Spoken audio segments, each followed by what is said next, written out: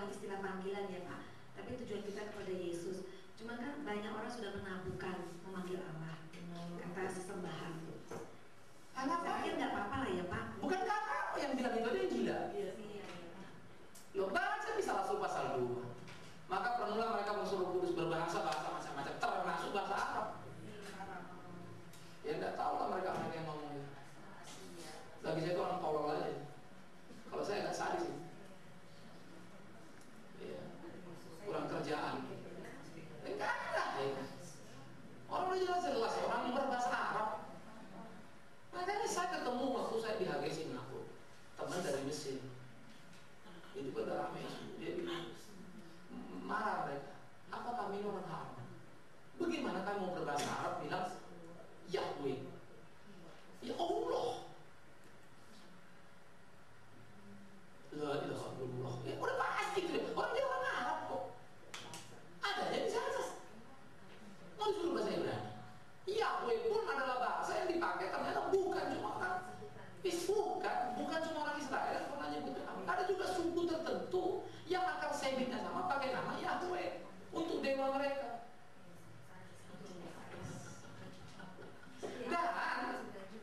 Dan orang apa namanya orang-orang Yunani nggak pakai Yahweh.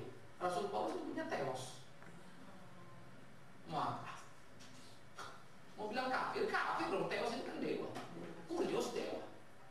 Udah orang capek lah. Jadi kalau gitu kau salahkan aja Rasul kan kita bilang begitu. Salahin aja semua. Cuma kau yang benar kan gitu istilahnya. Nah itu kalau menurut saya orang-orang bisa memang udah pada sakit. Paus sih ya Pak ya. Ya belajar tentang. Pokoknya gitu orang Kristen itu kalau ada sedikit bedanya, katanya bagus. Gitu aja lah. Pokoknya beda dari yang biasa-biasa supaya tampak bagus. Nah gitulah. Pokoknya beda. Kan anak-anak bilang gitu. Tampil beda. Tapi mending kalau bedanya lempeng, bedanya lempeng. Ya jadi jangan berkisah lah. Jangan makanya orang banyak pusing ya. Gereja-gereja is good point. Nah di mana kita ada kita berikan masukan-masukan supaya gereja lebih maju, dipikirkan. Banyak orang KBB saya ada diskusi, mereka akhirnya nggak bisa ngomong kalimat saya. Saya terbuka ngomong. Tanya.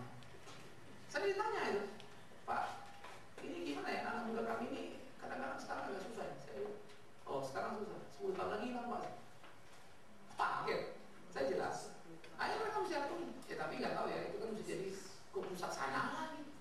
Pasti kebaktian pemuda energi biarin mereka pakai band marudopo, tundiki, pakai band bung. Orang Batak aja nyanyi pakai gondang kok. Masa ke gereja nggak boleh? Orang Batak kan aneh jadinya.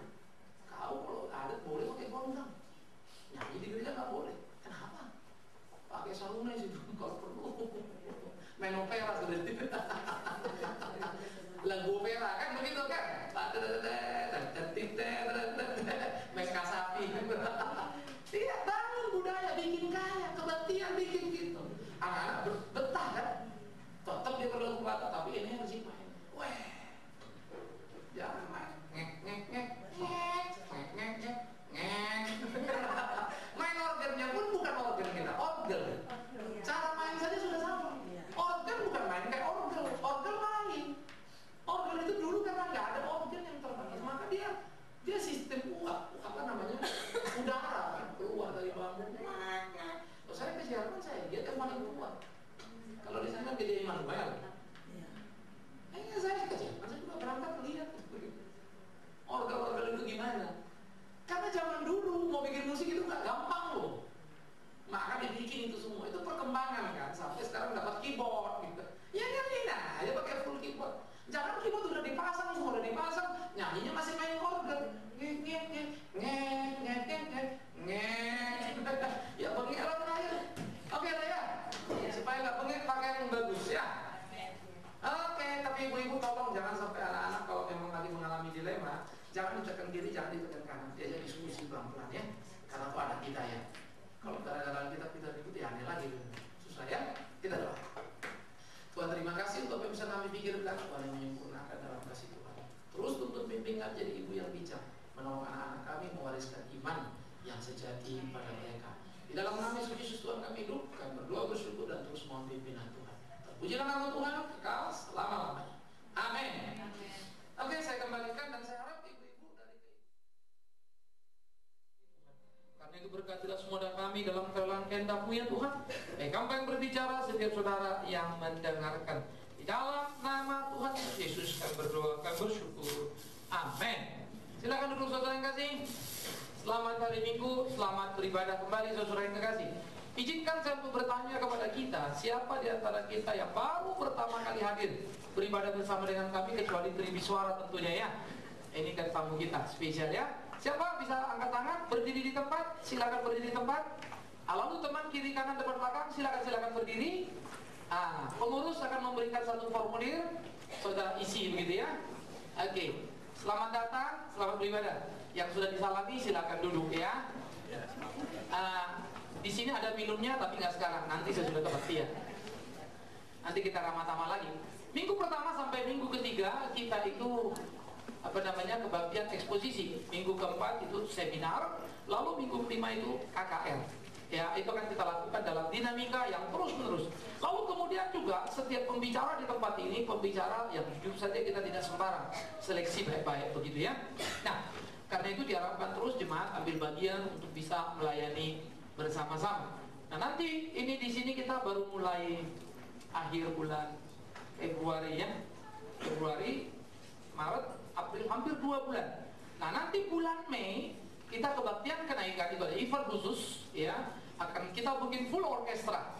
Ya, full orkestra itu di ballroom di lantai bawah. Dan solois kita nanti adalah Ibu Rukia Manro untuk menyanyikan bersama-sama dengan kita juga. Jadi Ibu Rukia nanti akan solo ya. Beliau dikenal katanya susah dicari solo. Kemarin Pak Duswara bilang saya minta-minta gak pernah. Nanti saya bikin pernah gitu ya.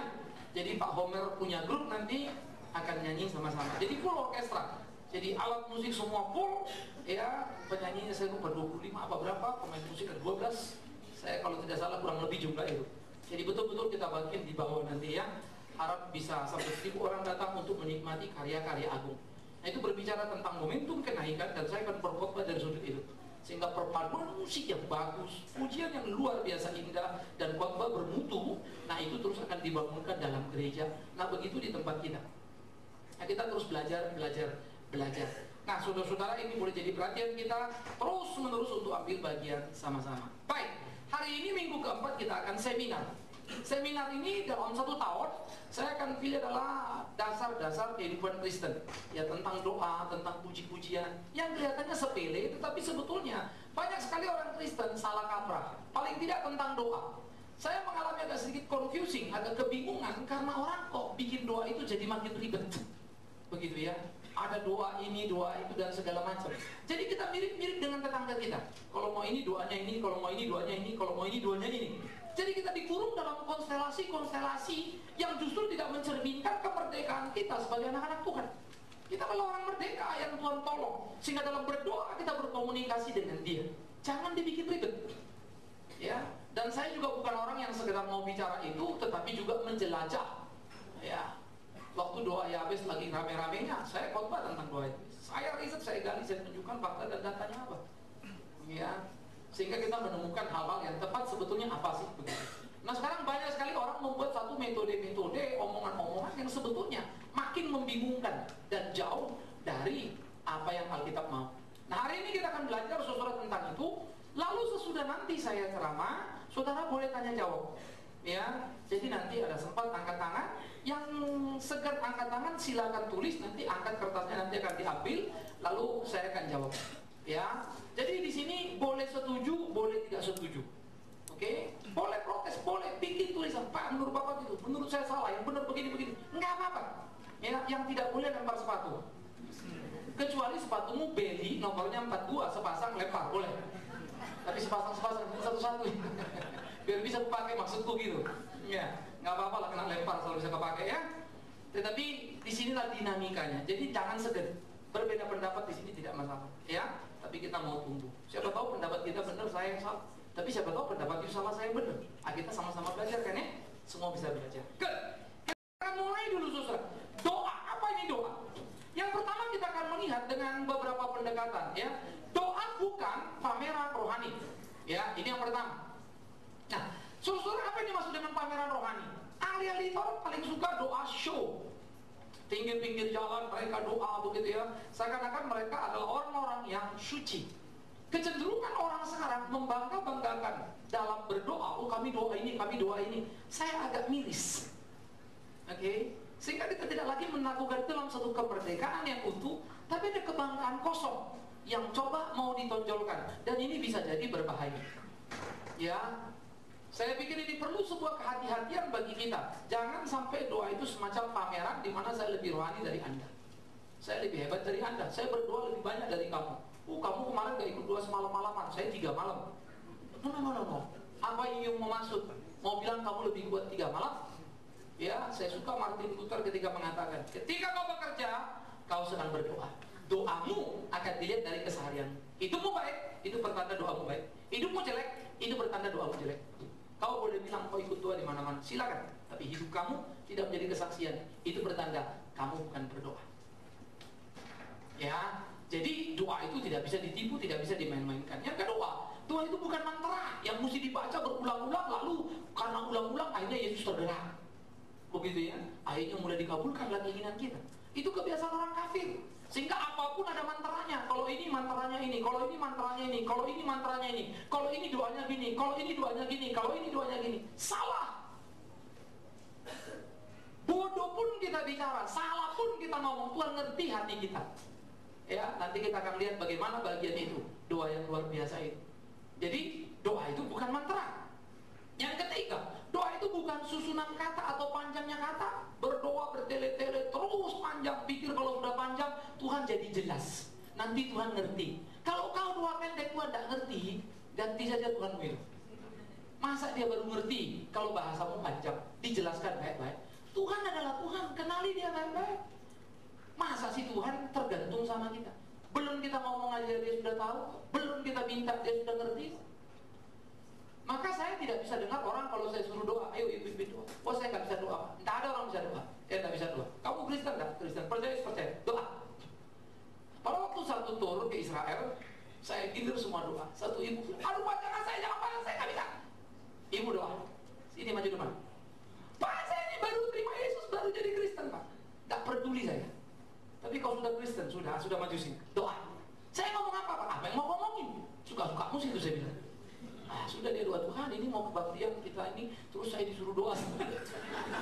Ya doanya begitu, saya disuruh doa Tuhan, ini kita mau mulai ibadah pagi Tuhan, ya tolong ya Tuhan, terima kasih amin. Bagus, saya bilang, ya udah doa. Dia kaget. Ya, bayangkan kalau orang disuruh doa terus dalam doanya bilang, Tuhan saya disuruh doa. It's good, tidak ada yang salah di sana. Itu dia, itu hatimu, katakan saja. Tuhan ngerti kok. Ya.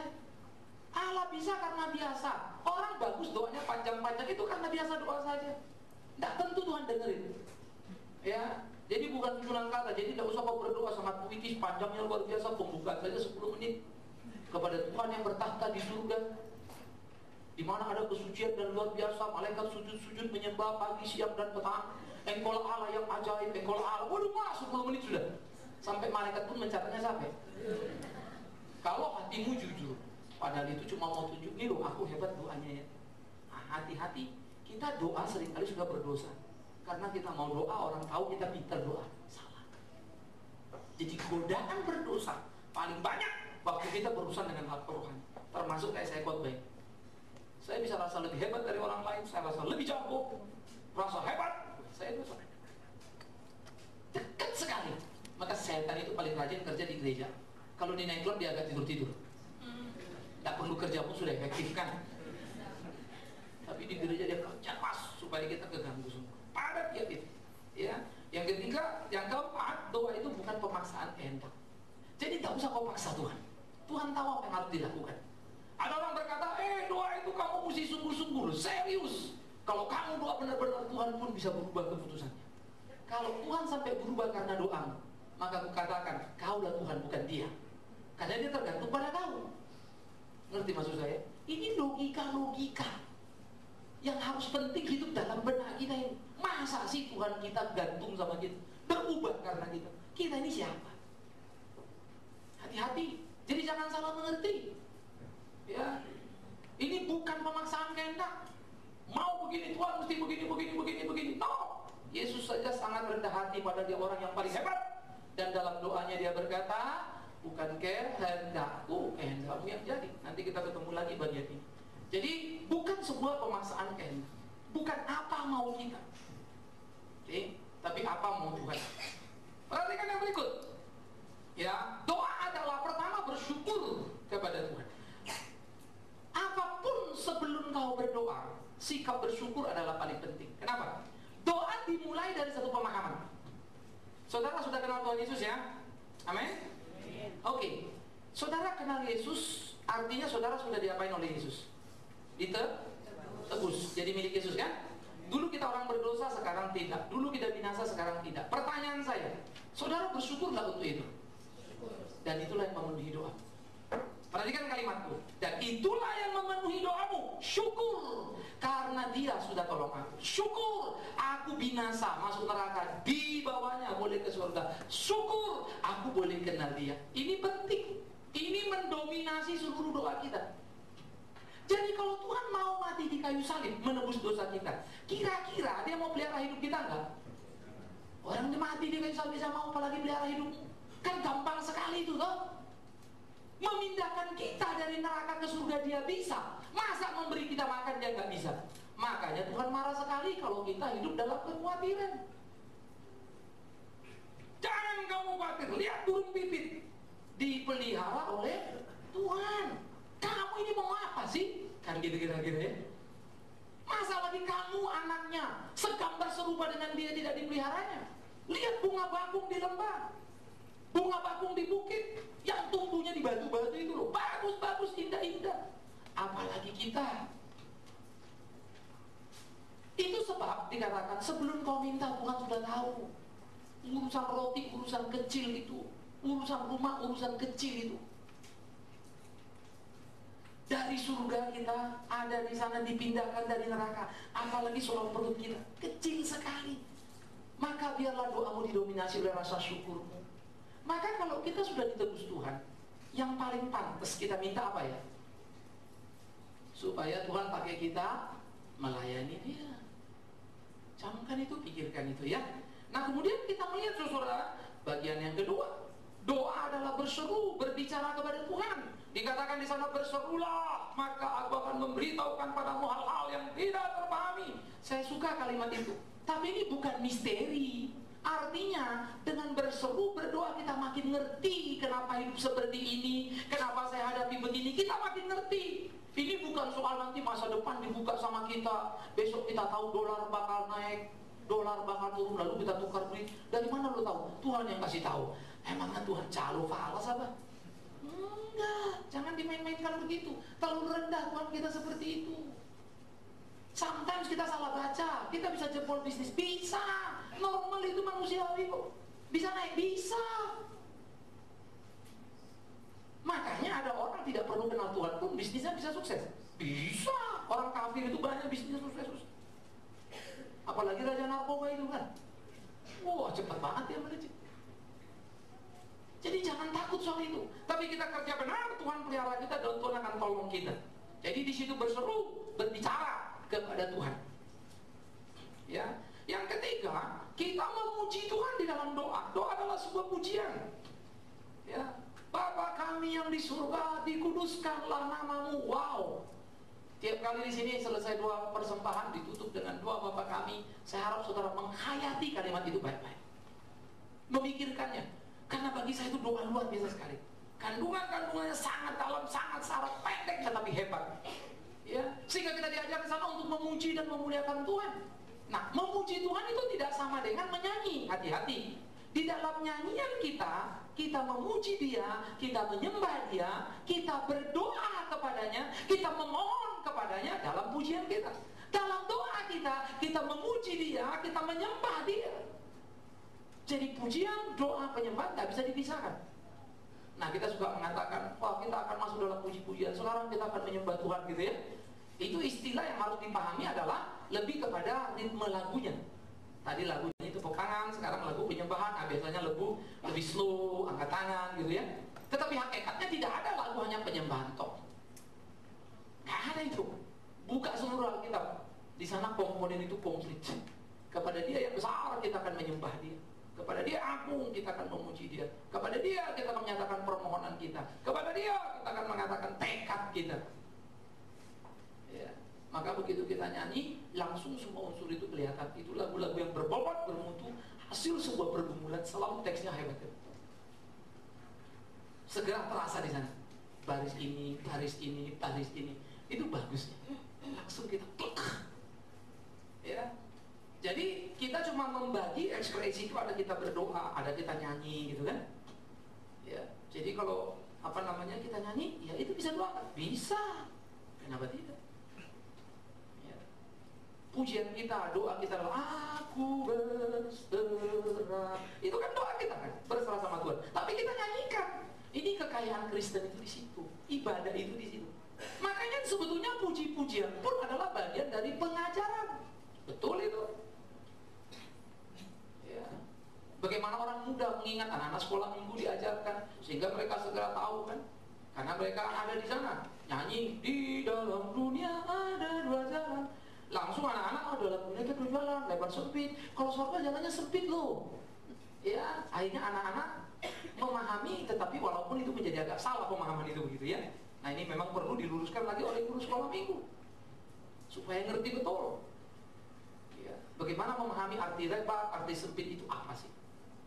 Nah, sehingga dinamika pembelajaran seperti itu lewat semua aspek itu bisa kita nikmati. Ya, yang keempat, doa itu adalah mengakui Tuhan yang besar. Jadilah kehendak-Mu di bumi seperti di sorga. Kita mesti mengakui ketetapan Tuhan itu jadi di hidup kita, bukan apa yang kita mau. Jadi doa Bapa kami sama sekali tidak memberi ruang supaya jadi apa yang kita mau. Perhatikan kalimat saya. Doa Bapa kami sama sekali tidak memberi ruang. Karena dikatakan jadilah apa? Kehendak Tuhan kan? Di mana? Di bumi ini seperti di surga. Kita mesti ikut, bukan Tuhan ikut kita. Terlalu rendah Tuhan ikut kita. Kita ikut Tuhan, itu luar biasa. Ya, karena Tuhan Maha tahu, Dia bisa bikin apa saja. Dia mengerti semuanya. Sehingga pengakuan itu menunjukkan pemahaman kita yang utuh akan siapa Tuhan kita. Ya, itu penting. Sehingga di situ kita betul-betul melakukan apa yang menjadi kehendaknya. Yang berikutnya adalah bagaimana kita meminta. Ya, meminta kepada Tuhan. Matius 7 ayat 7, saya kira semua hafal ya. Apa itu? Halo? Mintalah. Oke. Matius 6 ayat 10 hafal nggak? Langsung nggak hafal karena kurang bagus ayatnya. Ya. Terus baca lagi doa Bapa kami, berilah kami makanan kami yang. Nah, sekarang saya mau kasih tunjuk 3 prinsip penting. Mintalah maka kepadamu akan diberikan. Tapi kita juga bilang sebelum kau minta, Tuhan sudah tahu. Kalau baca semua Alkitab kita bingung juga ya. Kalau Tuhan sudah tahu ngapain minta? Ngapain saya berdoa? Kalau Tuhan sudah tahu, ngapain saya doa? Ya, minta maka akan diberikan. Apa iya? Kalau saya minta pasti dikasih? Hah? Belum tentu loh. Maka Matius 7 ayat 7 tidak boleh berdiri sendiri. Tidak bisa berdiri sendiri. Ya, Matius 7 ayat 7 mesti dibaca terus ke bawah sampai ketemu ayat 21. Ya, tidak setiap orang menyebut nama Tuhan, Tuhan masuk ke dalam kerajaan surga, tapi mereka melakukan kehendak Bapakku. Maka permintaan yang benar yang sesuai kehendak Tuhan harus seperti apa yang Dia mau. Jadi, di dalam kita meminta, ayo minta yang sesuai kehendak Tuhan. Yang kedua dalam kita meminta, mintalah sesuai kebutuhan kita. Berilah kami makanan yang secukupnya. Sebelum kau minta Tuhan sudah tahu, yes. Maka dikasihnya kalau sesuai kehendaknya. Maka pergumulan doa kita adalah apa yang Tuhan mau saya minta. Bukan apa yang saya mau saya minta. No, apa yang Tuhan mau saya minta. Pasti Dia kasih. Maka makin ngerti Tuhan makin indah. Nggak ngerti Tuhan ya jadi pusing kita. Suka kecewa. Percuma lah sudah doa sama Tuhan tapi Tuhan nggak jawab-jawab. Karena yang kau minta itu ngawal semua.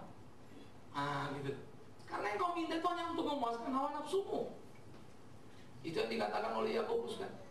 Kau sudah minta, tapi mungkin kau belum minta, maka kau tidak dikasih. Atau kau sudah minta, tapi itu hawa nafsumu, pemuasan kehendak tadi, pemaksaan kehendak tadi, sehingga Tuhan tidak kasih. Ya, ingat pokok anggur dan ranting. Maka di dalam Yohanes 15 ayat 7 dikatakan apa? Kalau engkau dalam aku dalam engkau, apa saja yang kau minta kasih. Saya suka sekali ayat itu.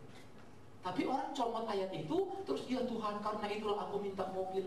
Loh, ini jadi ngawur. Karena itulah aku minta rumah. Loh, nanti dulu. Kan Pak, apa saja? Baca konteksnya. Konteksnya adalah pokok anggur dan rantingnya. Kita ini ranting. Kalau kau dalam aku dalam engkau, ranting nempel ke pokok. Pasti pokok itu berhak meminta. Pertanyaannya, apa yang paling mulia, paling tinggi, paling pantas diminta oleh ranting? Apa? Sebagai ranting, apa yang paling mulia? Berbuah. Mintalah berbuah. Pasti Tuhan kasih. Maka kalau berdoa, Tuhan ini aku, ajar aku seperti yang kau mau, penuh cinta kasih, baik, melayani orang, murah hati, ya suka menolong. Loh Pak, kebutuhan mobilnya gimana? Pikirin aja itu. Loh kok gitu Pak? Loh kan Tuhan sudah bilang, cari dahulu dan semuanya akan, ya sudah. Kenapa tambahannya yang kau cari?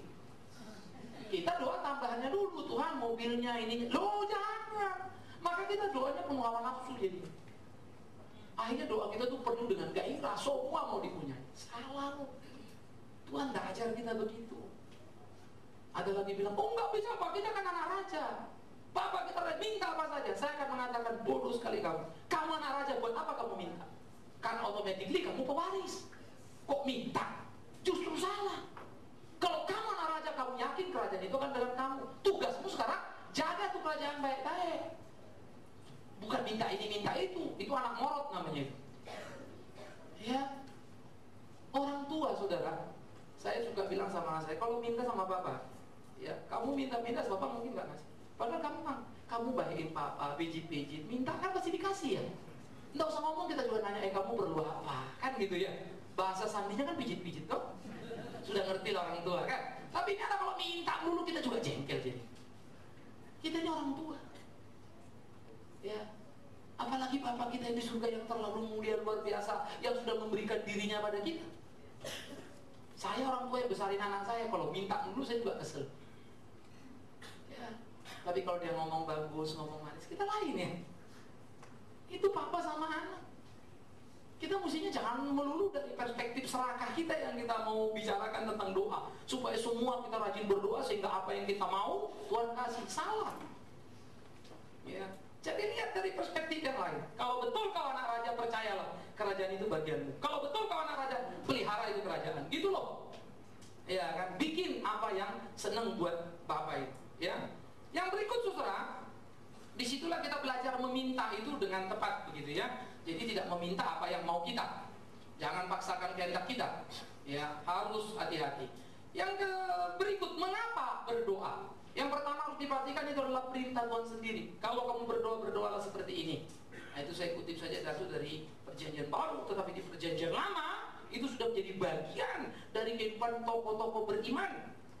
Ya, karena berdoa adalah berbicara dengan Allah dan Allah perintahkan untuk kita berdoa dan berbicara dengan Dia. Yang kedua, ada kehendak Tuhan di sana. Nah, itu yang tadi saya bicarakan tentang pokok anggur. Apa perintahnya perintah Tuhan dan kehendak Tuhan? Kalau perintah itu kita disuruh harus. Tapi itu jadi kehendak adalah kerinduan Dia untuk mendengar kita berbicara pada Dia. Bukan supaya Dia tahu apa yang kita butuh, tapi supaya kita tahu Tuhan pelihara kita. Perhatikan kalimat saya baik-baik. Bukan supaya Tuhan tahu apa yang kita butuh, karena Dia sangat tahu. Tapi kita yang perlu belajar tahu apa yang Tuhan beri pada kita.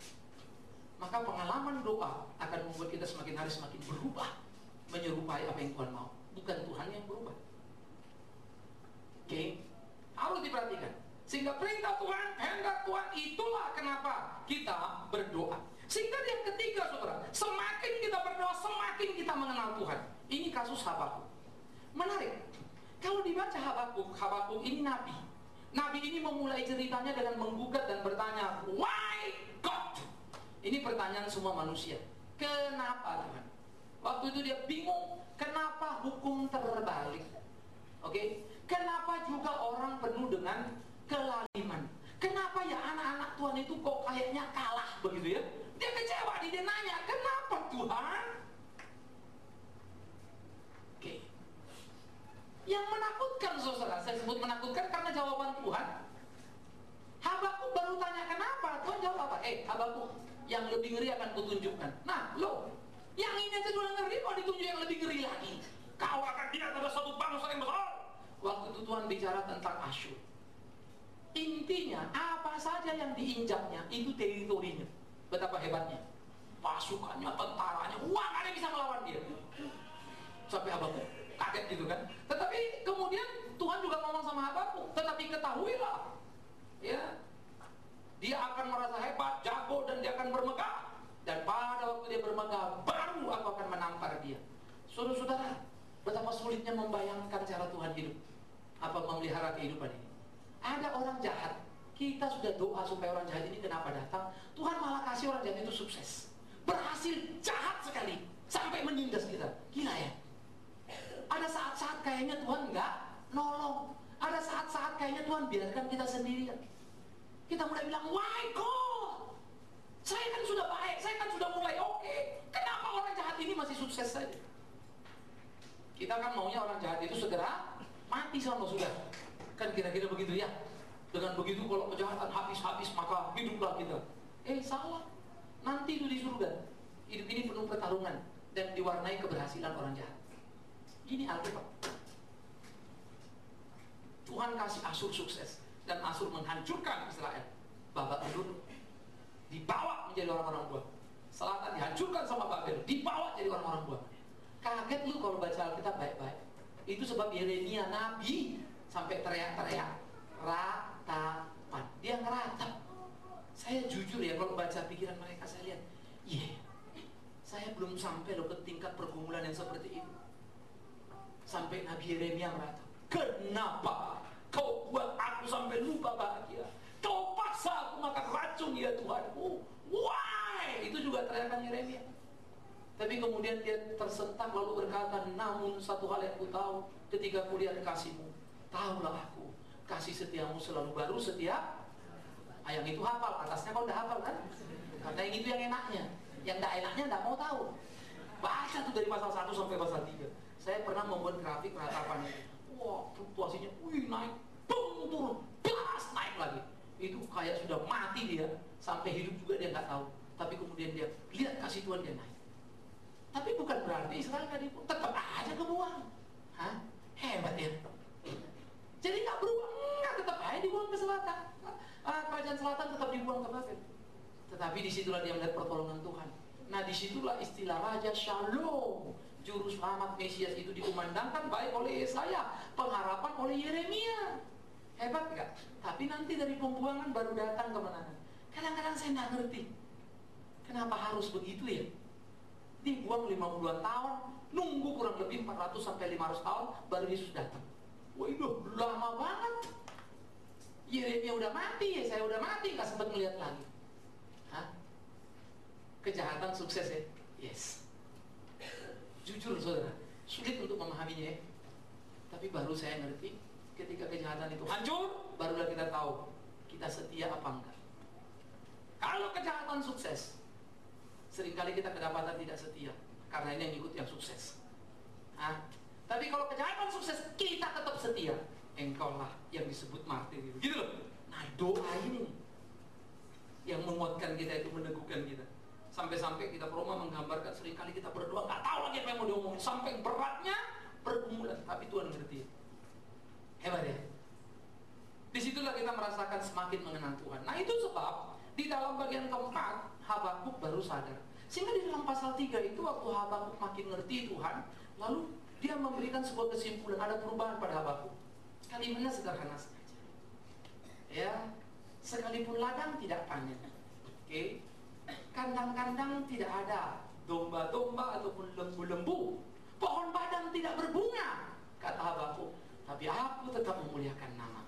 Wah, Habakuk berubah dengan segera pada pasal 3 bagian akhir. Langsung berubah. Pasal pertama dia teriak, kenapa Tuhan begini. Tapi sekarang dia bilang, oh sekarang aku ngerti Tuhan. Maka biarlah, sekalipun badan tidak berbunga, ladang nggak panen, sekalipun kandang-kandang itu tidak ada piaraan, tapi aku tetap memuliakan namamu. Habakuk jadi Habakuk yang tulen. Hebat nggak? Itu nabi yang bergumul. Apalagi kita, ya, yang bukan nabi. Kita ini kan nabi bikin bingung terus. loh, itu nabi yang dekat sama Tuhan itu. Saya maka kadang-kadang pikir-pikir, ya, apalagi lebih Mansirai ini. Aduh, kalau banyak persoalan wajar lah. Banyak kebingungan wajar lah. Maka saya mesti belajar supaya satu waktu boleh seperti Habakuk menemukan jawaban. Hatiku memuliakan namamu. Sekalipun, ini menarik ya, badang tidak berbunga, ladang gagal, nggak ada panen. Kita ini kan taunya puji Tuhan karena uang kita tambah. Puji Tuhan karena bisa beli rumah. Puji Tuhan nggak kalau rumahnya kebakar? Terus bilang, puji Tuhan rumah kebakar. Kenapa? Karena akan dibangun Tuhan lebih besar. Jahat kau. Kebakar yang kecil kau minta lagi yang lebih besar langsung. Nah itu positive thinking. The power of mind. Sayang saya ada waktu saya bisa telanjangi semua pemikiran-pemikiran jahat dari Amerika. Bahwa the power of mind itu jahat sekali. Itu not a Christian. Kristen itu lain, iman itu lain. Nah karena itu saudara, makin Habakuk kenal, makin dekat dengan Tuhan, wah makin ngerti yang Tuhan mau apa. Waduh, Habakuk lain tuh. Kemarin marah-marah kenapa nggak panen? Wah anak Tuhan ya kok tak ada ladangnya, kok pohon badamnya tidak bunga. Tapi sekarang dia bilang puji Tuhan. Pantes ya, Yesus di atas kayu salib marah-marah atau tidak? Halo? Yesus di atas kayu salib marah-marah atau mengasihi? Yes. Sekalipun aku tersalib, kasihku mengalir padamu. Oh God. Itulah Tuhan kita. Tapi kalau kita yang disalib, marah-marah apa mengasihi? Udah pastilah. Warna kita gitu ngamuk-ngamuk. Turunkan aku, bukan aku yang salah. Sini iman itu, jangan aku. Bukan begitu kira-kira kan? Kita cari yang lain, kita maki-maki semua. Padahal dia enggak. Ya waktu 7 perkataan salib itu kalau makin dalam kita pikir ya dulu pribadi, nanti DVD-nya yang sudah pesan bisa ambil, mulai tonton, pikir lagi ulang. Jujur saja saudara, mungkin kalau lagi kebaktian, iya. Tapi kalau itu pergumulan kita, kalau itu hidup kita, berat gak? Saya mesti mengasihi musuh saya, mesti berdoa bagi musuh saya, memberkati dia. Aduh mak, susah banget. Betapa beratnya ya. Maka betapa mengerikannya ketika kita diajari doa itu cesplong. Kalau gini-gini minta dapat gini, kalau gini-gini dapat gini. Maaf, kita anak-anak Tuhan. Tuhan hebat, dia tahu apa yang perlu bagi kita. Termasuk pendidikan keras. Makanya sampai dia bilang, anak murahan kalau tidak pernah kupukul. Ya kan ya? Berbahagialah Tuhan juga memukul kita. Ya. Jadi ingat, kejahatan apalagi zaman akhir ini ya, makin sukses. Karena terjadi pengujian yang makin hebat. Anak Tuhan yang setia tidak akan bisa dilarikan oleh pengajar sesat. Tapi pengajar sesat makin hebat. Pengaruhnya makin besar. Kuantitatif dia menang. Gereja sepertinya tenggelam. Perhatikan, kuantitatif dia menang. Tapi kualitatif anak-anak Tuhan luar biasa. Sayangnya di kualitatif kita juga masih kurang menonjol. Nah, ini harus jadi pergumulan sama-sama ya. Nah disitulah kemudian mengapa kita berdoa, sehingga persekutuan kita makin intim dengan Tuhan. Wow. Makanya Paulus bilang berdoalah setiap saat. Jadi doa itu bukan cuma lipat tangan doa, jalan, ngomong, pimpin gitu ya. Saya seringkali kalau ditanya jawab ada bagian-bagian tertentu yang ini pertanyaan udah berat. Wah itu udah naik doa Tuhan tolong ini apa saya mesti jawab apa. Tapi menarik loh. Seringkali saya jujur ya selesai khotbah, saya terkagum-kagum dengan diriku, terkagum-kagum dengan jawabanku. Loh, Bapak kan yang jawab, iya, kok Bapak kagum? Jujur aja nggak tahu tadi aku jawabannya itu apa. Tapi dia jawab pikir-pikir, betul juga tuh jawaban gitu loh. Saya rasa betul ya berkat Tuhan. Maka saya sadar betul, bergantung sama Tuhan indah, menyenangkan. Banyak sekali hal yang saya dapatkan justru dari hal yang saya nggak tahu. Ya, yang sesudah pulang saya pikir-pikir, akhirnya saya baru berdoa, thanks Lord, thanks. Seringkali saya khotbah, sesudah saya khotbah saya pikir-pikir, bagus sekali kalimat tadi. Baru saya periksa diri saya nggak begitu loh. Ternyata banyak hal yang aku nggak tahu, aku omong di khotbah. Sesudah omong aku pikir lagi, gila, aku ini kacau, kurang loh. Baru saya doa nangis, help me God. Jadi jangan pikir kalau saya khotbah Anda cuma dengar. No, saya mau belajar doa jujur selalu. Ya kemari belakangnya terus, karena saya sadar betul Tuhan akan bicara pada saya lewat mulut saya sendiri. Maka saya tidak boleh besar kepala. Menarik ya Tuhan ya, luar biasa. Nah itulah doa yang memberikan kita terus hikmat itu. Ketika kita kerjakan sesuatu, Tuhan tolong ini gimana? Tuhan, halo teks. Kadang-kadang orang nggak ngerti ya. Kita urusan ngetik aja jadi geger. Kok bilang terima kasih sih? Gue ngetik gampang. Itulah kasihnya kau. Kau ngetik gampang, nggak tahu bersyukur. Aku susah malah bersyukur. Nah itu yang menarik ya. Untuk nyampe pada kata syukur itu loh. Ini mah gampang, ini mah gampang. Yes, saking gampangnya semua kau nggak pernah tahu bersyukur. Semua rasa diri hebat dan bisa. Ngerti ya? Menemukan kesulitan itu bersyukur loh, karena bisa melewati. Bikin hidup bersyukur itu nggak gampang itu. Itu anugerah, itu kemurahan Tuhan ya. Nah, kemudian kita melihat sesuai kekasih, bagaimana hidup kita menjadi sesuatu yang indah. Sekarang kita akan lihat bagaimana sebetulnya kita berdoa. Ya. Bagaimana berdoa? Pertama kita belajar dari Amsal. Saya ambil satu PL, saya ambil satu PB. Nanti saya compare PL, PB. Amsal ini bunyinya begini. Tuhan, aku minta jauhkan aku dari dua hal. Kecurangan, kebohongan. Aku nggak minta kaya, tapi aku juga nggak minta miskin. Hebat juga nih kalimatnya. Aku nggak minta kaya, tapi nggak minta miskin. Yang aku minta adalah berikan padaku apa yang jadi bagianku.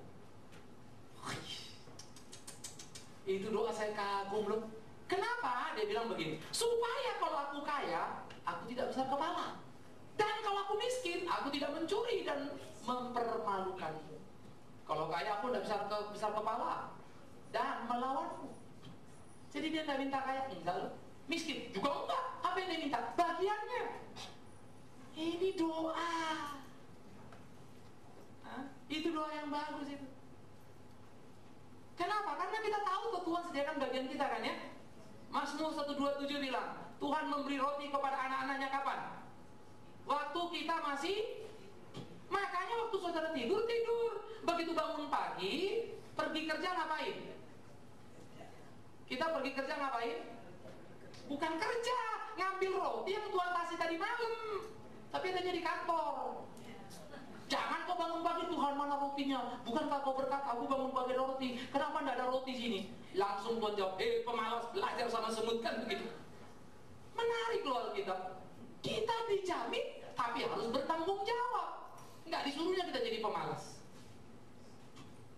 Saya baca Alkitab ya, nggak ada ke agama manapun saudara pergi yang begini komprehensif dan balance. Ini pemahaman yang hebat. Seimbang betul.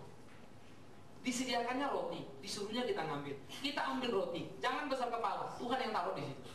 Wah, itu mirip kita bangun pagi ambil mana ya. Maka kalau kau kerja jangan takut. Kalau kau bersama Tuhan, Tuhan pasti tolong.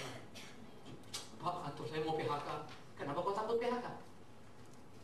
Nanti kalau saya dipecat gimana Pak? Pertanyaanku gampang. Kau kenal Tuhan enggak? Kenapa? Percaya. Lalu apa yang kau takutkan? Kalau dipecat Pak, ya aku tanya kau, yang kasih kau kerja siapa? Tuhan. Kalau diambilnya kenapa rupanya? Emang ini gak boleh ganti? Boleh Pak. Ya sudah diam kau, jangan nangis. Gampang ya. Tapi kan belum tentu Pak. Loh kau percaya Tuhan? Enggak, kan gitu.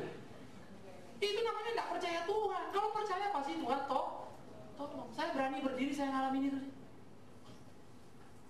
Gak ngerti saya hidup saya. Ya makin hari makin kemarin jujur saja, makin saya alami. Ya. Maka seperti yang saya bilang tadi, saya makin ngerti kehendak Tuhan. Terus doa. Ya. Anak saya paling bontot ini kalau sudah kuliah, 1 tahun kami 1 bulan pasti akan pergi keluar ke desa-desa begitu ya, tempat sini nanti tinggal. Saya sama istri akan udah itu planning sudah. Jadi bukan mimpi nanti kalau pensiun tinggalnya di Jerman atau di mana, itu kan bukan. Tapi lagi mimpi begitu pensiun kita ini bukan pensiun lah ya. Anak-anak sudah gede artinya. Kita kan orang tua mesti pikir anak toh ya. Anak sudah gede, nanti kakaknya sudah kuliah, bisa bantu adiknya uang kuliah, sudah urusan mereka lah sih. Saling tolong menolong kan. Bapak tinggal ngatur kan gitu. Kita berangkat sebulan, ada di tempat ini. Saya doa semoga hidup saya akhiri dengan istri saya dengan kemesraan yang luar biasa ya. Dalam pelayanan itu. Jadi ini bukan soal nanti honeymoon ke sana kemari. Enggak, di pelayanan kita juga honeymoon kok ya. Banyak honey plus moon kan gitu. Tinggal ambil madunya malam-malam kasih dia. Apa sayang? Honeymoon kan gitu. Kasih madu. Enjoy lah, life is easy. Ya, making simple. Ya itu rasa. Ini loh yang Tuhan mau. Aku enggak mau kaya, enggak mau miskin. Apa bagianku? Tuhan sediakan kita. Itu namanya hak. Tapi awas lo, jangan besar kepala. Jauhkan aku dari kecurangan, kebohongan. Artinya saudara mengerti apa yang jadi kehendak Allah. Allah sediakan, biarlah itu yang bagianku. Kalau dalam doa Bapa kami bahasanya, berikan kami makanan berapa? Berapa cukup? Kalau Tuhan ngomong ini, anakku, apa yang kau minta padaku akan kuberikan. Berapa yang cukup bagimu? Kau jawab apa? Hah? Sesuai kehendak Tuhan. Apa lagi? 3 piring, apa lagi? 6 piring sebelah sini ya, tergantung lah gemuk apa enggak, kira-kira gitu kali ya. No. You jawabnya apa? Tuhan, aku pun tidak tahu berapa yang cukup bagimu, tapi engkau Bapakku sangat tahu. Berikan dalam kehendak apa yang jadi bagian. Jangan jealous orang makan enak hanya karena kau makan tidak enak. Jangan marah. Tapi menangislah kalau kau makan tidak enak karena kemalasan. Perhatikan kalimat saya. Menangislah kau kalau makan tidak enak karena kemalasan. Tapi kalau kau sudah kerja keras, kau dapat sepiring nasi, garam, cabai, itu jauh lebih enak daripada tumpukan daging. Tuhan akan tolong kau menikmati hal yang luar biasa. Saya jujur saja banyak cemburu lihat orang makan lahap. Wah, kalau orang di kampung itu ya nothing tulus ya, makan enak banget. Kita lihat-lihat. Saya biasa di Jakarta, nanti makan selalu ada lebih, pasti ini gitu ya. Kita biasa makan di restoran mahal. Tapi kalau lihat mereka di kampung, wih, kadang-kadang anak-anak itu makan sini 2 tangan. Rasanya enjoy banget gitu ya. Luar biasa ya. Karena sesuai kehendak Tuhan, sesuai kebutuhan diri. Tuhan kasih kita, Tuhan pelihara kita. Jadi nggak usah kau iming-iming nanti, Tuhan supaya aku memuliakan namamu, berikanlah ini, berikan itu. No. Jangan kau tipu Tuhan. Yang mulia kau, bukan Tuhan. Minta ini, minta itu, kau yang puas, bukan Tuhan. Ya. Jadi kalau kau dikasih kekayaan, jangan sok miskin. Tapi kalau kau dikasih jalur miskin, jangan sok kaya. Di situ kau. Sudah bakatmu itu ya sudah, jangan lewati. Ada orang miskin mendadak mau kaya, sombongnya setengah mati. Ada orang kaya sok miskin, stres nggak kuat. Tuhan kasih anugerah beda-beda. Yes, tapi Tuhan pelihara semua. Yes, lewat orang miskin, orang bilang gila ini anak Tuhan. Miskin tetap setia loh, belajar kan? Gila ini anak Tuhan satu ini. Kaya tetap rendah hati, belajar juga dia. Itu anak Tuhan. Kalau anak dunia lain, kaya dia sombong, miskin dia mencuri. Udah miskin mencuri pula, kurang ajar lagi. Aduh rasanya. Gitu ya. Jadi hati-hati ya. Nah, belajar dari Getsemani ini di PB. Di PB sesuai rencana Tuhan. Ingat tadi kehendak Tuhan tadi, apa yang Tuhan sediakan bagi kita. Ternyata Tuhan juga punya rencana bagi kita manis. Makanya Yesus punya keinginan ya. Punya. Kalau boleh apa? Cawan ini lalu. Itu keinginan dia. Tapi koma. Bukan kehendakku ya Bapak. Kehendak siapa? Kehendakmu lah yang jadi. Ya, sehingga dia tahu sesuai rencana Allah dan dia menyesuaikan panggilan dirinya untuk pergi ke salib. Kalau memang itu kehendak Tuhan jadi. Tapi kalau boleh, dia menyatakan pilihannya, tapi tidak membuatnya jadi final. Ya. Kalau kita kan doa suka lain-lain. Tuhan, aku anakmu. Kalau aku miskin, bagaimana aku memuliakan namamu? Kan kasihan Tuhan kau malu sama orang lain. Gila. Yang malu Tuhan apa kau? Kalau kau malu miskin ya bilang, jangan bawa-bawa Tuhan di sana.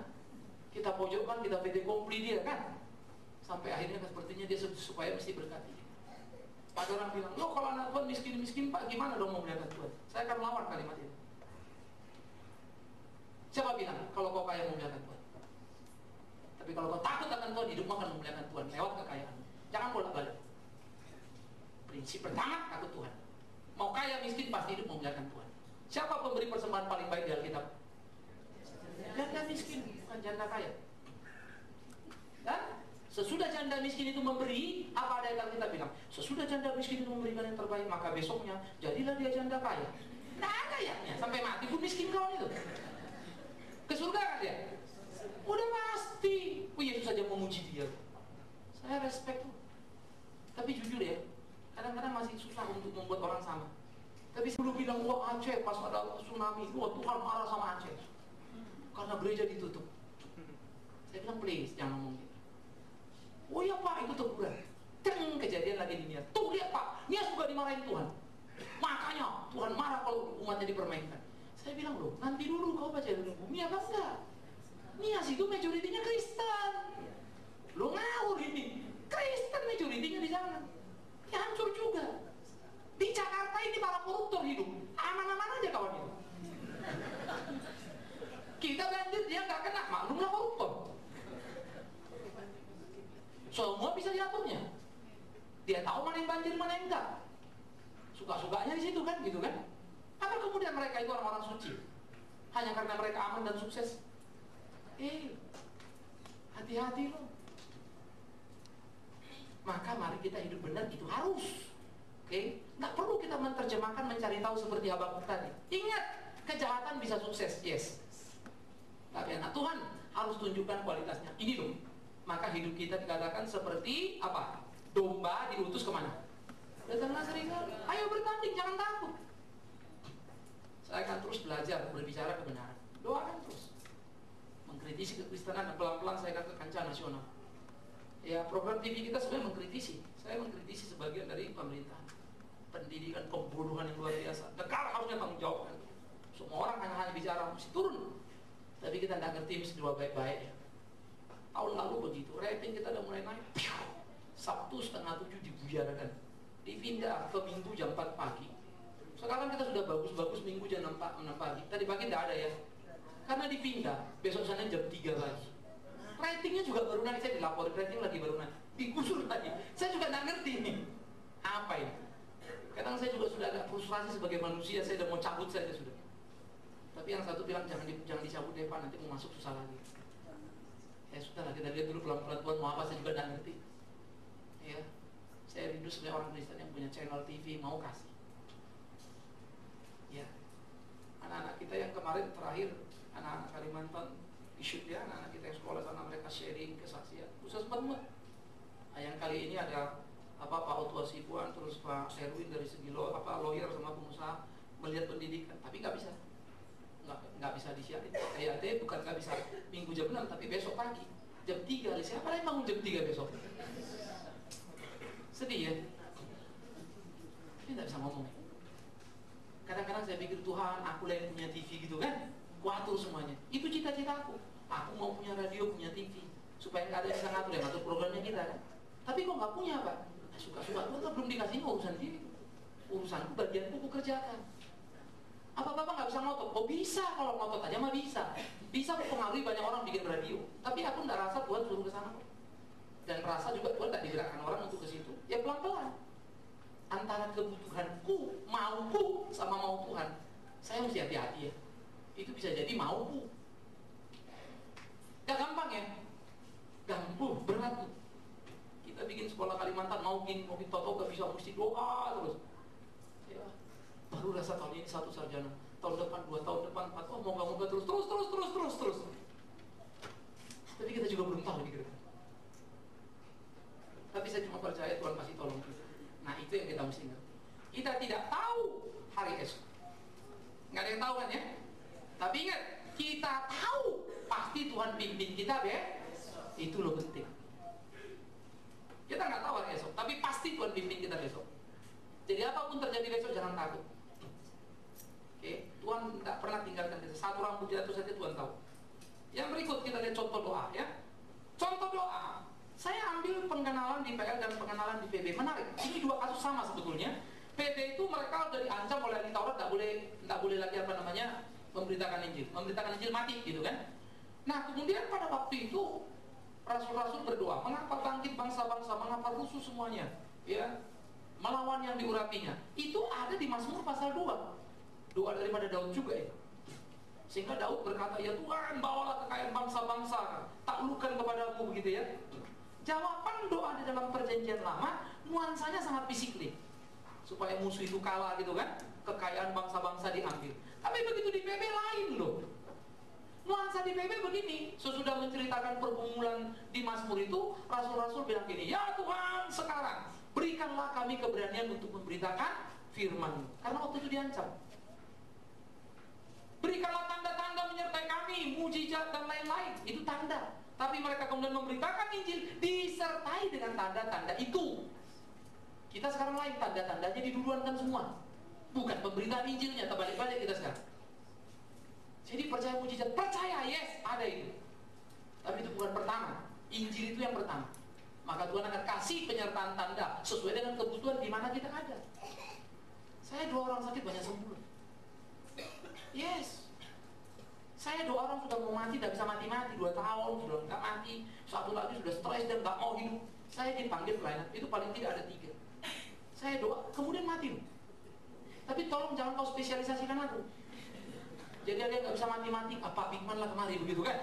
Keberatan saya. Spesialisasinya orang-orang yang nggak bisa mati, supaya mati. Nggak mau saya. Karena ada yang sakit pun saya doakan sembuh. Ya. Sampai 1 ibu itu sudah setengah mengkultuskan saya pada. Baik pun dia doa saya doa. Lalu dia berapa lama lagi dia telepon lagi. Berapa bulan? Saya sudah nggak ingat siapa itu. Ayo Pak, tolong Pak doakan. Ini cucu saya sakit. Kenapa ibu minta saya doa? Bapak doanya Abdul Pak, lupa pakai Abdul loh. Saya bilang, jangan begitu. Salah kalau itu saya tak mau. Tapi sungguh Pak, ingat dulu waktu suami saya. Ya saya memang banyak doain orang lewat telepon juga banyak. Saya kan tak ingat satu-satu. Waktu Bapak doain langsung Pak sembuh. Begitu selesai amin Pak, sembuh suami saya. Jadi dia percaya banget dirinya gara-gara itu. Tapi kan saya tidak mau menodai iman dia kan. Salah dia percaya sama saya. Dia mesti percaya sama Tuhan. Saya nggak bisa ambil itu. Saya nggak mau gara-gara dia ditampar Tuhan. Saya nggak bisa bilang dia ceritakan ke yang lain apa yang kau alami. Bahwa Pak Bigman berdoa sembuh. Ditampar Tuhan saya. Daripada aku ditampar Tuhan, mendingan dia aku tampar kan. Salah kau, tidak boleh begitu. Saya marahin dia. Saya hamba Tuhan. Ibu juga hamba Tuhan. Sama-sama kita berdoa. Ayo doa untuk cucumu. Saya doa. Tapi ingat, yuk doa saya doa. Kita sama-sama. Baru kita doakan. Banyak loh orang yang merasa kadang-kadang kita pendeta ini dikultuskan gitu ya. Ini salah loh. Tuhan marah gitu ya. Jadi kalau di PP itu lain.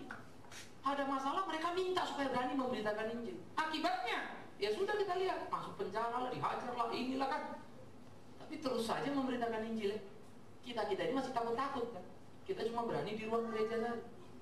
Maaf, terlalu banyak khotbah-khotbah yang gagal di dalam gereja. Kalau sudah keluar saya ngomong-ngomong capek mulut saya. Ajak gini lari, ajak gini lari. Saya ini pendeta yang biasa KKR. Coba kalau kita sudah ngomong mengenai peraturan bersama 2 menteri kan. Jadi kita mau bikin seminar yang mendadak semua orang lari aja. Kalau sudah ngomong-ngomong begitu orang ngeri gitu. Kadang-kadang saya pikir-pikir ini kita mau jadi anak bangsa ini kayak apa ya? Sayang lu badan saya ini terbatas. Sehingga sekarang ada satu orang kasus gini, telepon gereja ditutup, gimana kita kirim orang, gimana ini atur ini. Tidak gampang. Saya jujur sudah terlalu banyak sekali yang mesti kita kerjakan. Agak sedih, kita mesti hati-hati ya. Nah karena itu pergerakan doa di PP perhatikan. Di PL semua physically. Musuh itu ya musuh, hancur ya hancur gitu kan. Kerajaan itu rubuh ya rubuh, bangsa itu tarik gitu. Tapi di PP Paulus juga udah ingatkan, musuh kita bukan apa? Daging dan darah, tapi apa? Roh di udara. Tetap sama berperang tapi objeknya sudah beda. Keinginan hati, kesombongan, ini musuh kita ini sekarang. Tetap doa, tetap tarung, tapi bukan fisik orang. Bukan supaya orang itu hancur apa, bukan. Tapi ada yang bebal, ada, tetap keras kepala, yes, nggak mau berubah, iya. Disitulah kita tetap setia, ya. Sekarang kita akan membuat kesimpulan doa yang luar biasa. Yang pertama, doa yang luar biasa adalah doa orang benar. Di Yakobus dikatakan doa orang yang benar itu besar kuasanya, bukan doa orang banyak. Di dalam kitab Injil Matius 18 itu tentang hal menasehati sebetulnya. Nah itu seringkali dicomot. Kan dikatakan, di mana 2 orang sepakat meminta dalam namaku, apapun akan kuberikan, kan gitu kan? Lalu orang menerjemahkan itu doa dalam pengertian doa sehari-hari. Salah. Konteksnya itu begini. Ada orang salah, dinasehati. Kau salah, kau mencuri. Oh enggak. Oke, bawa 2 saksi. 2 saksi bilang betul kamu curi. Ngotot juga enggak. Kasih tahu jemaat bilang betul saya tahu dia mencuri. Enggak juga. Keluarkan dia. Tandai dia sebagai orang berdosa. Gereja punya prinsip loh, tegas peraturan. Ya, saya sendiri kalau orang mau melayani baik-baik, apapun kelemahan kekurangan kita, ayo kita ambilin sama-sama. Tapi kalau you nego-nego terlalu banyak mulut, silakan jangan lagi. Carilah tempat yang lain. Ya. kudus yang gak karu-karuan. Tapi kalau mau ayo. Begitu ya. You mau melayani sama-sama, kita melayani Tuhan, bukan melayani diri. Ya. Nah itu penting, boleh. Nah itu maksudnya di dalam peristiwa ini. Nah lalu dikatakan sana karena apa? Karena kalau dua orang sepakat tadi itu loh. Jadi orang saksi ini mengatakan orang ini, Tuhan kami berdoa orang ini memang salah, kami serahkan padamu, hukumlah dia. Dia Tuhan hukum gitu loh maksudnya. Konteksnya beda. Nah disitulah dikatakan di mana 2-3 orang berkumpul Tuhan. Tapi kita nggak boleh pakai ayat itu kalau mau memulai kebaktian. Karena ayat itu tidak ada urusannya dengan kehadiran karena 2-3 orang. Ya kalau 2-3 orang, kalau 1 orang datang, kasihan nanti liturgisnya kan. Datang dia duluan, mana Tuhan belum datang, kenapa baru 1 aku? Loh silakan ya. Tunggu 2 baru datang. Itu bukan Allah kita. Allah mendahului kehadiran kita. Yang dimaksud 2-3 orang tadi itu ada 1, 2 saksi, 3 kan? Maka apa yang orang itu salah, Tuhan hadir di situ. Betul kamu salah. Gitu loh. Itu menyangkut masalah menasihati anggota jemaat. Konteksnya itu. Jadi ayatnya jangan dilepas dari konteks. Teks without konteks itu bahaya. Teks itu tidak boleh lepas dari konteksnya. Makanya khotbah itu tidak gampang, saudara. Kita belajar semua. Saya ambil 1 ayat, saya mesti pelajari ayat itu. Kadang-kadang ini cocok, tapi konteksnya lain. Saya nggak bisa pakai. Saya mesti lihat terus gitu loh. Karena memang saya sudah dilatih dan terlatih ke situ. Karena saya harus tunduk pada Alkitab. Kalau nggak jadi ngawur semua nanti. Ya, maka kadang-kadang kita bilang, ini kok kayaknya 10 pendeta ayat yang sama diomongin tapi beda-beda amat ya. Bedanya bumi langit lagi. Pasti ada yang salah di sana. Jangan bilang itu kuasa Roh Kudus. Hebat memang Roh Kudus ya. Kaya sekali dong. Nanti dulu. Kita yang bodoh kok jadi kuasa Roh Kudus kita bilang. Tidak mungkin. Roh Kudus itu punya satu arah yang jelas. Ada bimbingan, tuntunan, ada relnya. Tidak akan kita lari gini kan. Tetapi penafsiran sekarang yang disebut hermeneutik posmo. Di dalam hermeneutik posmo itu begini, apapun yang kau pikirkan itulah yang benar. Jadi ada satu konteks kamu baca, benar, ya benar itu sudah. Walaupun salah, ya itu benar. Salah menurut si A relatif.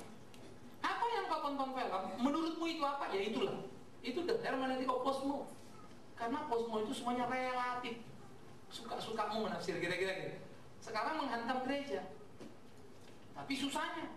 Jangankan meluruskan, bilang posmo apa aja pun kadang-kadang orang nggak ngerti. Tapi diajarin nggak mau. Nah, ini yang susah lagi kita kan.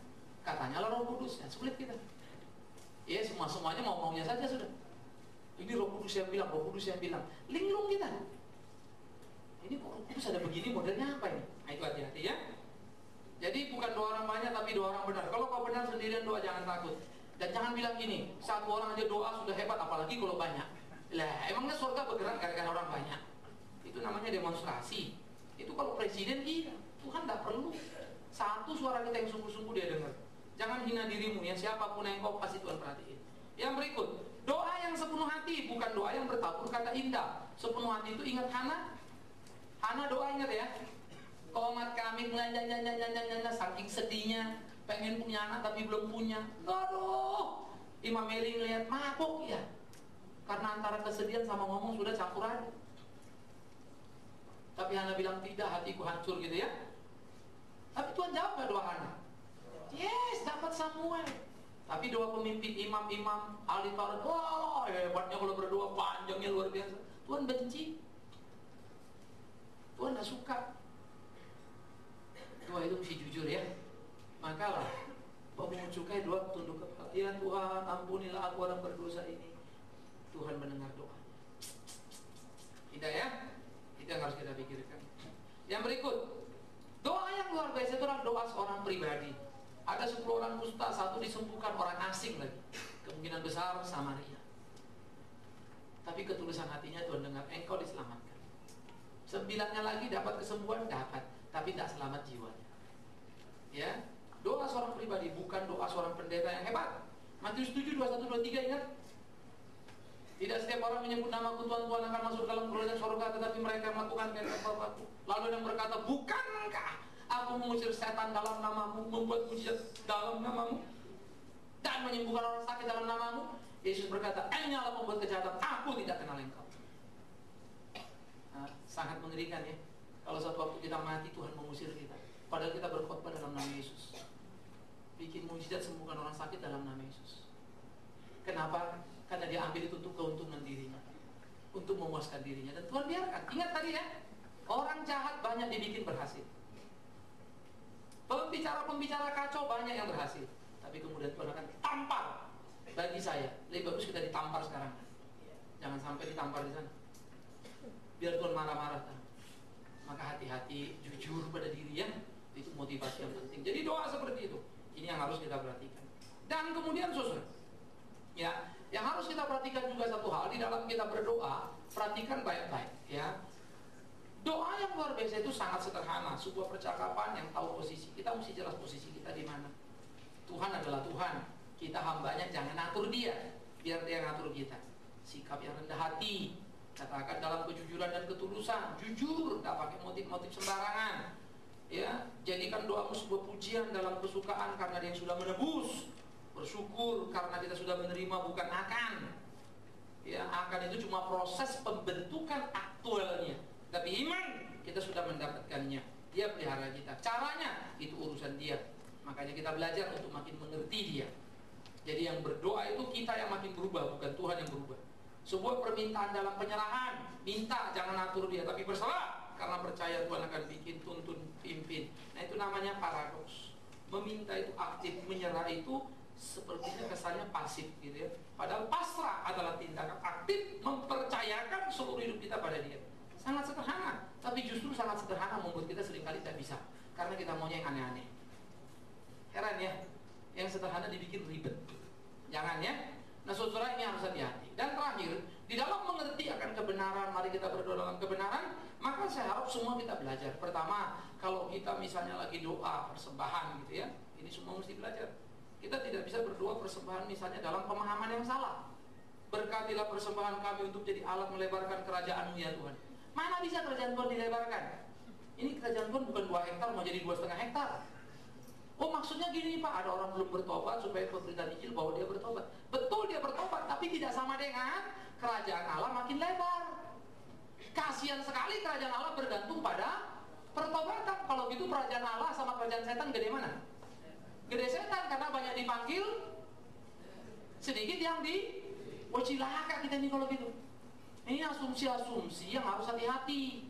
Karena pemahaman teologi pentingnya. Maka berdoa untuk persembahan supaya menjadi alat yang bertanggung jawab kita pakai untuk memberitakan Injil, bukan kerajaan Allah.